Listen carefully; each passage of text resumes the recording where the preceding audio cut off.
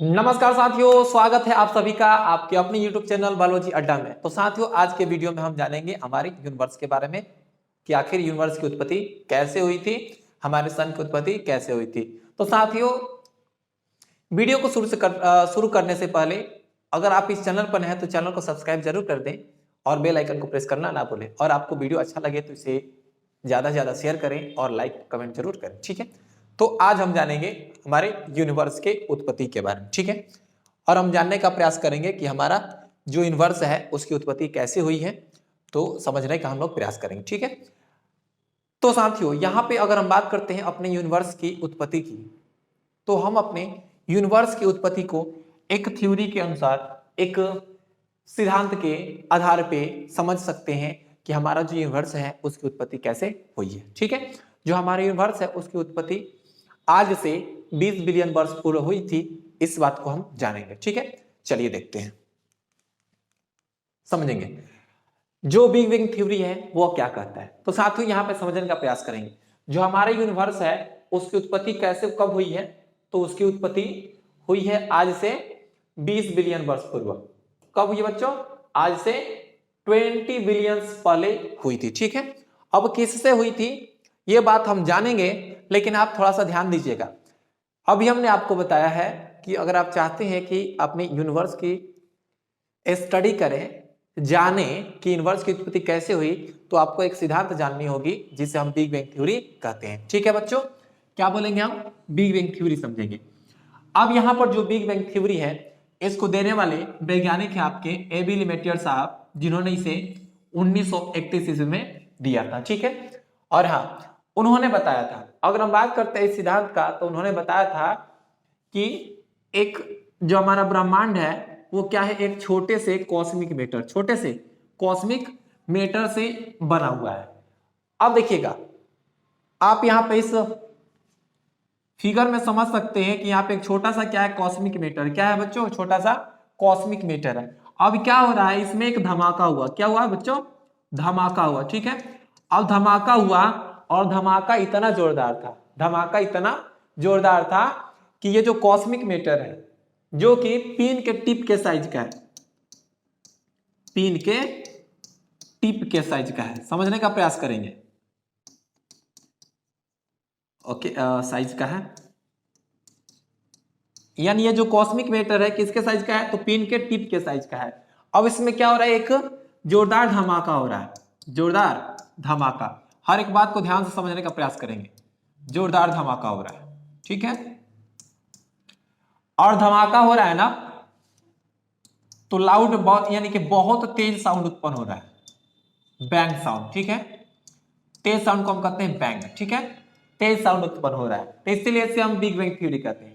और भी बातें आप समझेंगे। तो क्या हुआ कि इस पिन के साइज का जो क्या है, कॉस्मिक मैटर है, उसमें जोरदार धमाका हो रहा है, जोरदार धमाका हो रहा है। और धमाका इतना, बोले तो इतना जोरदार था, इतना खतरनाक था कि ये जो कॉस्मिक मैटर है वो फैल जाता है। क्या हो जाता है बच्चों? फैल जाता है। अब कितना फैल जाता है आप समझने का प्रयास करेंगे बच्चों। यहाँ पे जो कॉस्मिक मैटर है इतना फैल गया, जैसे कि जो सन का साइज होता है, ठीक है, सन के साइज से कितना अधिक, 2000 गुना, 2000 गुना। यानी मान लेते हैं अगर सूर्य का साइज 2 किलोमीटर है तो उसमें 2000 गुना से हम क्या कर देंगे, मल्टीप्लाई कर देंगे, तो आपको यूनिवर्स का जो साइज है पता चल जाएगा, ठीक है। तो यहाँ पे कॉस्मिक मैटर में क्या हुआ है, धमाका हुआ है, जोरदार हुआ है, और साथ साथ आग के लपटों के साथ हुई थी, ठीक है, जो कि आपके सामने अभी हमने दिखाया था, देख सकते हैं। यहां पर जो देखिएगा, यहां पर जो धमाका हो रहा है एकदम जोरदार हो रहा है, ठीक है। यही बिग बैंग धमाका है जिसके कारण क्या हुआ था, हमारी यूनिवर्स की उत्पत्ति हुई थी, ठीक है। अब समझिए, अब पिन का टिप जो साइज है कॉस्मिक मैटर है वो क्या हो चुका है, बहुत ही एक्सपेंड हो चुका है। तो क्या बना है, हमारा यूनिवर्स बना है। थोड़ा सा एक बात ध्यान देंगे बच्चों, अगर हम आपसे कहें कि यूनिवर्स के उत्पत्ति यानी कि ओरिजिन ऑफ यूनिवर्स के स्टडी को हम क्या कहेंगे। आपके एग्जाम में प्रश्न पूछे जा सकते हैं कि यूनिवर्स के स्टडी यानी यूनिवर्स के ओरिजिन के स्टडी को हम क्या कहते हैं। तो बच्चों, यूनिवर्स के ओरिजिन के स्टडी को हम कहते हैं कॉस्मोगोनी। क्या कहते हैं बच्चों? कॉस्मोगोनी। गोनी कहते हैं। इससे रिलेटेड एक और टर्म आता है, उसको आप समझने का प्रयास करेंगे, कॉस्मोलॉजी। आप किसके स्टडी करते हैं? Study of universe, study of universe. यानी कि बच्चों जब हम यूनिवर्स के स्टडी करते हैं, ब्रह्मांड के स्टडी करते हैं, तो उसको कॉस्मोलॉजी कहते हैं, और जब हम ब्रह्मांड की उत्पत्ति का अध्ययन करते हैं तो उसको कॉस्मोगोनी कहते हैं। थोड़ा सा एक बात बताते हैं, कॉस्मोस, कॉस्मोस एक टर्म है जिसे हम यूनिवर्स कहते हैं, ठीक है, या कह सकते हैं यूनिवर्स को कॉस्मोस भी कहा जाता है, जिससे आपको यहाँ पे टर्म आया है कॉस्मोलॉजी, यानी कि यूनिवर्स का अध्ययन। उम्मीद करते हैं आपको इतना जो बातें हैं समझ में आ गई होंगी। थोड़ा सा आगे चलते हैं, तो साथियों ध्यान देंगे, अब हम जानेंगे हमारे सोलर सिस्टम के बारे में। आपने देखा कि हमारा जो यूनिवर्स है वो एक पिन के टिप के जैसे एक छोटे से कॉस्मिक मीटर में ब्लास्ट होने के कारण, एक धमाका होने के कारण उत्पन्न हुआ है, और धमाका इतना जोरदार था और वो जो कॉस्मिक मीटर है इतना फैल गया कि उसका जो साइज हो गया सूर्य के साइज से 2000 गुना अधिक हो गया था। ठीक है, अब हम बात करते हैं अपने सोलर सिस्टम के बारे में। अब समझने का प्रयास कीजिएगा।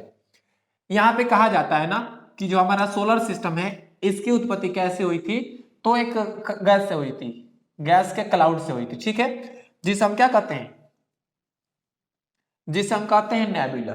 ठीक है, समझने का प्रयास करेंगे हमारे सोलर सिस्टम की उत्पत्ति किससे हुई थी, तो एक गैस के क्लाउड से हुई थी, गैस के बादल से हुई थी, जिसे हम नेबुला कहते हैं। तो चलिए हम लोग जानते हैं कि आखिर सूर्य का जो उत्पत्ति हुआ है, सूर्य के ये सौर मंडल का उत्पत्ति हुआ है, कैसे हुआ है समझने का प्रयास करेंगे। तो बच्चों अगर आप चाहते हैं कि सूर्य के उत्पत्ति यानी सौर मंडल के उत्पत्ति के बारे में जाने, तो आपको एक सिद्धांत जानना होगा जिसे हम कहते हैं नेबुलर हाइपोथेसिस। क्या कहते हैं बच्चों? Nebular hypothesis. समझिएगा, अब जो नेबुलर हाइपोथेसिस है उसके बारे में हम डिस्कस करेंगे, लेकिन उसके पहले हम आपको बता दें नेबुलर हाइपोथेसिस को देने वाला वैज्ञानिक है जिनका नाम है कांट। नेबुलर हाइपोथेसिस किसने दिया था, तो कांट नामक वैज्ञानिक ने दिया था, और कब दिया था? 1755 ईस्वी में। फिर आगे चल करके लेप्लास नामक वैज्ञानिक ने उसे क्या किया था, तो 1776 ईस्वी में उसे रिवाइज किया था। क्या किया था बच्चों? उसे रिवाइज किया था। ठीक है, अब डेट इधर से उधर हो सकता है, डजंट मैटर, थोड़ा सा समझिए। अब ये जो नेबुलर हाइपोथेसिस है उसके अनुसार क्या कहा जाता है, तो समझिएगा, उसके अनुसार कहा जाता है कि जो सूर्य है उसकी उत्पत्ति, समझिए, सूर्य है उसकी उत्पत्ति 4.5 से लेके 5 बिलियन, 4.5 से लेके 5 बिलियन वर्ष पूर्व हुई थी। और किससे हुई थी? एक सोलर नेबुला से हुई थी। किससे हुई थी बच्चों? सोलर नेबुला से हुई थी, जो कि क्या था? बादल था। किसका? गैसों का बादल था।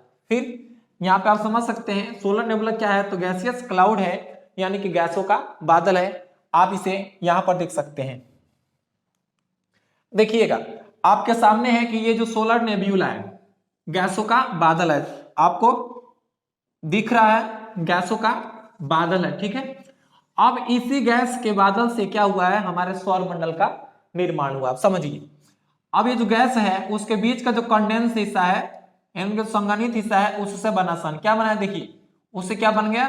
सन बना, और उसके आगे चल करके उसके किनारे किनारे बहुत सारे प्लैनेट्स बने हैं। ठीक है, जैसे कि आप देख पा रहे हैं, सन है, मरकरी है, वेनस है, अर्थ है, मार्स है, यूरेनस, जुपिटर, सैटर्न, नेपच्यून, ये सभी क्या हैं? तो ये सभी प्लैनेट्स हैं। तो बच्चों थोड़ा सा समझिए, बीच में क्या हुआ? सन बना, और इसके चारों तरफ क्या है? इनके प्लैनेट्स हैं। समझने का प्रयास कीजिएगा। अब हम थोड़ा सा जान लेते हैं कि हमारे सोलर सिस्टम में क्या क्या होता है। समझिए, हमारा जो सोलर सिस्टम है उसमें आपको एक कहे तो सोलर सिस्टम यानी सौर परिवार की बात कर रहे हैं, तो उसमें आपको एक सूर्य मिलेगा और सूर्य के चारों तरफ चक्कर लगाने वाले ग्रह मिलेंगे। समझिए, सबसे पहले क्या होगा, तो सन है, सन के बाद आपको मिलेंगे मरकरी, फिर वेनस, फिर अर्थ, फिर मार्स, और इसमें देखिएगा एस्टेरॉयड का बेल्ट पाया जाता है। समझिएगा, जो ये पृथ्वी है, ठीक है, ये मार्स और जुपिटर है, उसके बीच में एस्टेरॉयड के बेल्ट्स पाए जाते हैं। इस पॉइंट को आप ध्यान रखेंगे। फिर जुपिटर है, फिर सैटर्न है, फिर यूरेनस है, और अब फिर क्या है? नेपच्यून है। तो ये क्या है, हमारा सोलर सिस्टम है। थोड़ा सा इसको हम और डिटेल में जानने का प्रयास करते हैं, समझिए। तो बच्चों यहां पे बात चल रही है कि हमारे सन की, ठीक है। अभी हमने सोलर सिस्टम की उत्पत्ति की बात की थी। तो सोलर सिस्टम की उत्पत्ति को समझने के लिए हमें नेबुलर हाइपोथेसिस जानना होगा। और नेबुलर हाइपोथेसिस क्या कहता है कि सोलर की उत्पत्ति, यानी जो सोलर सिस्टम है उसकी उत्पत्ति सोलर नेब्यूला से हुई है, जो कि गैसों का क्लाउड था, गैसों का बादल था, ठीक है। जिससे देने वाले वैज्ञानिक थे कांट और जिसको रिवाइज करने वाले वैज्ञानिक थे लेप्लास, ठीक है। अब थोड़ा सा हम सूर्य के बारे में डिटेल में जानते हैं, समझिए। सूर्य, अब यहां पर बच्चों सूर्य के उत्पत्ति की बात करते हैं। किसकी बात करेंगे, सूर्य के उत्पत्ति की बात करते हैं कि सूर्य की उत्पत्ति आखिर कब हुई थी। तो समझने का प्रयास करेंगे बच्चों। सूर्य की उत्पत्ति आज से 4.6 बिलियन, वहीं पिछले अभी हमने स्लाइड में आपको बताया था 4.5 to 5 बिलियन, यानी कि 4.6 बिलियन वर्ष पूर्व हुआ था, ठीक है। अब समझिए सूर्य के बारे में थोड़ा सा और जानकारी कि सूर्य क्या है। तो एक तारा है। सूर्य क्या है, एक तारा है जो कि क्या है, देखिएगा, nearest to earth, nearest to earth. यानी आपसे पूछा जाए कि बताइए कि पृथ्वी के सबसे नजदीक का तारा कौन है, तो पृथ्वी के सबसे नजदीक का तारा है वह है सूर्य। आप इस डायग्राम में देख सकते हैं, समझिएगा। ये है सन और इसी के बाद क्या है, ये है वह है पृथ्वी। तो पृथ्वी के सबसे नजदीक का तारा कौन है, सूर्य है। अब थोड़ा सा और डिटेल में जानते हैं। अगर हम सन के डायग्राम की बात करेंगे ना, तो देखिएगा इससे आग से लपटें निकल रही ना, आग जैसी, तो कोरोना है, ठीक है। अब थोड़ा समझिए, इसका जो कोर होता है, अंदर का जो सेंटर होता है, वो क्या होता है कि सूर्य का सबसे गर्म भाग होता है। अगर आपसे पूछा जाए कि बताइए सूर्य का सबसे गर्म हिस्सा कौन सा है, तो सूर्य का सबसे गर्म हिस्सा होता है तो वह है उसका कोर, ठीक है। तो बच्चों हमने अभी देखा कि सूर्य की उत्पत्ति कब हुई थी, तो 4.6 बिलियन वर्ष पहले हुई थी, ठीक है। और हाँ, सूर्य के जो है, सूर्य पृथ्वी के सबसे नजदीक का तारा है। और सूर्य क्या है जी, एक तारा है, ठीक है। और इसका सबसे जो हॉट हिस्सा है वह है उसका कोर, ठीक है। अब थोड़ा सा और हम आगे चर्चा करते हैं गैलेक्सीज के बारे में। तो बच्चों ध्यान देंगे आखिर ये गैलेक्सीज होती क्या है, ठीक है। चलिए देखिएगा गैलेक्सीज क्या होती है। तो गैलेक्सीज होती है स्टार्स का बोले तो सिस्टम, समझिएगा, लार्ज सिस्टम ऑफ स्टार्स। यानी यह तारा का क्या है, बड़ा सा सिस्टम है, बड़ा सा एक मंडल है, या कह सकते हैं तो तंत्र है, ठीक है, ओके। साथ ही साथ इसमें गैसेस और डस्ट भी पाए जाते हैं। तो बच्चों गैलेक्सीज क्या है, आज आप जानिए गैलेक्सीज क्या है। तो गैलेक्सीज हैं डस्ट, स्टार्स और गैसों का एक बड़ा सा सिस्टम है, ठीक है। अब समझने का प्रयास करेंगे, जो कि ग्रेविटी से समझेंगे। ये क्या होते हैं, एक दूसरे से जुड़े होते हैं, किसके द्वारा बच्चों, तो ग्रेविटी के। यानी कि इनके पास जो ग्रेविटी होता है ना, ग्रेविटी गुरुत्वाकर्षण एक प्रकार का आकर्षण है। तो क्या करते हैं कि उसी के द्वारा ये डस्ट, गैसेज और स्टार्स क्या होते हैं, ज्वाइंट टुगेदर, यानी कि जुड़े रहते हैं। हेल्ड टुगेदर लिखा गया, ठीक है, कि जुड़े रहते हैं। अब थोड़ा समझिए, आपने कभी ना कभी आकाशगंगा के बारे में सुना होगा। तो बच्चों आकाशगंगा क्या है, तो समझिए आकाशगंगा जो गैलेक्सी है ना, जिसमें सोलर सिस्टम होता है, उसको हम कहते हैं आकाशगंगा। क्या कहते हैं बच्चों, आकाशगंगा।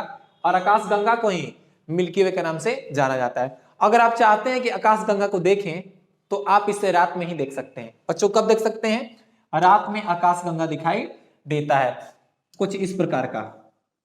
देखिए आपके सामने है, यह है आकाशगंगा, क्लियर है, ओके। अब समझिए, और आकाशगंगा के अंदर ही क्या है, हमारा सोलर सिस्टम है, क्लियर है, ओके। अब आगे हम चर्चा करते हैं प्लैनेट्स की। आखिर ये ग्रह क्या होते हैं, तो समझिएगा ग्रह क्या होते हैं। तो ये ऐसी संरचनाएं होती हैं जो क्या करती हैं, सूर्य के चक्कर लगाती हैं। सूर्य के चारों ओर चक्कर लगाने वाला जो स्ट्रक्चर है, संरचना है, या कह सकते हैं पिंड है, उसको हम कहते हैं ग्रह, ठीक है। अब समझिए ग्रह क्या है, तो ग्रह सूर्य के चारों तरफ चक्कर लगाती हैं, ओके। अगर हम इनके नाम की बात करें या इनकी संख्या की बात करें, तो आपको समझेंगे। मरकरी है, फिर एक होता है मरकरी यानी कि बुध, फिर एक वीनस है जिसको हम शुक्र कहते हैं, फिर पृथ्वी है, पृथ्वी को हम नील ग्रह कहते हैं, ध्यान रखेंगे, ब्लू प्लैनेट, ब्लू प्लैनेट कहते हैं बच्चों। ओके, फिर यहाँ पे मार्स है, लाल ग्रह भी करते हैं जिसको हम मंगल कहते हैं, फिर जुपिटर है सबसे बड़ा ग्रह, बृहस्पति, फिर सैटर्न है, फिर यूरेनस है यानी कि अरुण, और फिर है नेपच्यून। एक बात बता दें आपको, इन सभी ग्रह में से पृथ्वी एक ऐसा ग्रह है जहां पर जीवन है, ठीक है, जहां पर जीवन है। ओके, अब थोड़ा सा ध्यान देंगे यहां पे। तो कुल मिला जुला करके आपको प्लैनेट्स कितने दिख रहे हैं? 8 प्लैनेट्स दिख रहे हैं, बट थोड़ा सा समझने का प्रयास करेंगे। 2006 के पहले ऐसा माना जाता था कि प्लैनेट्स की संख्या कितनी है? 9 है। कितने बच्चों? 9 है। बट यहां पे समझिएगा, अगस्त 2006 में जो अगला प्लेनेट था जिसको हम कहते थे प्लूटो, क्या कहते थे? प्लूटो कहते थे, उसको हमने क्या कर दिया? सोलर सिस्टम से बाहर कर दिया। हमने नहीं, वैज्ञानिकों ने सोलर सिस्टम से बाहर कर दिया, क्योंकि यह ग्रह के प्रॉपर्टीज को पूरी तरह से एक्सप्लेन नहीं कर पा रहा था, पूरी तरह से एग्जिस्ट नहीं कर पा रहा था, एडजस्ट नहीं कर पा रहा था। तो समझिएगा, तो अगस्त 2006 में जो प्लूटो है उसको सोलर सिस्टम से हमने क्या कर दिया? बाहर कर दिया, और इससे आज हम ड्वार्फ प्लैनेट यानी कि बौना ग्रह के नाम से जानते हैं। तो अगर बच्चों आपके एग्जाम में पूछे जाए कि बताइए बौना ग्रह कौन है, तो आप समझेंगे कि हम प्लूटो की बात कर रहे हैं, जिसे 2006 यानी कि अगस्त 2006 में प्लेनेट के अंदर थे, उसको हमने क्या कर दिया था? बाहर कर दिया था। ठीक है, ओके। तो उम्मीद करते हैं प्लेनेट समझ में आ गई होगी। अब थोड़ा सा आप ध्यान देंगे, अब ये जो बच्चों प्लेनेट है ना, इनके चारों तरफ भी चक्कर लगाने वाले हैं, जो चक्कर लगाते हैं, ठीक है, उनको हम कहते हैं सैटेलाइट। समझिएगा, क्या कहते हैं बच्चों? सैटेलाइट कहते हैं, उपग्रह कहते हैं। यानी ग्रह के चारों तरफ चक्कर लगाने वाले छोटे बॉडीज को, छोटे पिंड को हम कहते हैं सैटेलाइट। अब सैटेलाइट करता क्या है? फिर से रिमाइंड करते हैं कि सैटेलाइट क्या करते हैं? ग्रह के चारों तरफ क्या करते हैं? चक्कर लगाते हैं। और सूर्य के चारों तरफ चक्कर कौन लगाता है? प्लैनेट्स लगाते हैं। और प्लैनेट्स के चारों तरफ चक्कर कौन लगाता है? सैटेलाइट लगाता है, जिसे आप मून भी कह सकते हैं। सैटेलाइट एक्चुअली क्या है? मून है। और हाँ, बहुत ही इंटरेस्टिंग बात है कि आप हम सब कोई एक ही चांद देखते हैं, ठीक है, कहते हमारे एक ही चांद है। लेकिन बच्चों थोड़ा सा ध्यान दीजिएगा, यहां पर बहुत ही इंटरेस्टिंग बात हम बताने वाले हैं कि जो चांद है, हर एक प्लैनेट के पास खुद का अपना चांद है, खुद का अपना चांद है, ठीक है। समझिए, अगर हम मार्स की बात करें, ये सबसे पहले अर्थ की बात करते हैं, तो बच्चों जो पृथ्वी हमारी है उसके पास कितने चांद हैं? उसके पास एक ही चांद है। मार्स की बात करेंगे, उसके पास 2 चांद है। कितने चांद है बच्चों? 2 चांद हैं। ओके, अगर हम जुपिटर की बात करें तो उसके पास 67। थोड़ा सा एक बात ध्यान रखेंगे, यहां पर जो नंबर ऑफ मून्स है किसी किसी किताब में अलग अलग दे दिए गए हैं, थोड़ा सा वेरी कर सकता है, ठीक है, ओके। अब हम बात करते हैं सैटर्न की, तो इसके पास 53, कितने? 53 चांद है, कहीं कहीं 63 भी दिया हुआ है, 53 चांद है। ओके, यूरेनस की बात करें तो इसके पास 27 चांद है, और नेपच्यून के पास 13 मून है। तो काउंट करते हैं, तो अर्थ, मार्स 1 2 3 4 5 6, यानी कि 6 ऐसे प्लैनेट्स हैं जिनके पास खुद के क्या हैं? सैटेलाइट हैं, यानी कि जिनके पास सैटेलाइट है। आप थोड़ा सा समझिए, ये पृथ्वी है और ये क्या है? चांद। क्या कर रहा है? ये है मून। ये क्या कर रहा है? तो चक्कर लगा रहा है। क्या कर लगा बच्चों? चक्कर लगा रहा है, यानी कि उसकी परिक्रमा कर रहा है। थोड़ा सा आप समझेंगे, देखिएगा, मरकरी और वेनस, मरकरी और वेनस के पास सैटेलाइट नहीं है, सैटेलाइट नहीं है, यानी कि 0 मून। इसके पास चांद की संख्या कितनी है बच्चों? 0 है, यानी कि इनके पास कोई सैटेलाइट नहीं है। उम्मीद करता है आपको इतना समझ में आ गया होगा, ठीक है, ओके। तो बच्चों अगर आपको वीडियो अच्छा लगा हो तो वीडियो को इतना शेयर करें कि ये क्या हो, पूरी तरह स्प्रेड हो जाए और हर एक व्यक्ति जाने कि हमारी यूनिवर्स की उत्पत्ति किससे हुई है, कैसे हुई है, हमारा सोलर सिस्टम है, सूर्य की उत्पत्ति कैसे हुई है, और सोलर सिस्टम में कौन कौन से प्लैनेट्स हैं और कौन कौन से प्लैनेट्स के पास खुद का चांद नहीं है और कितने चांद होते हैं। ठीक है, तो मिलते हैं हम नेक्स्ट वीडियो में जिसमें हम बात करेंगे और भी इंटरेस्टिंग टॉपिक के बारे में। तब तक के लिए जय हिंद, बेस्ट ऑफ लक, पढ़ते रहिए।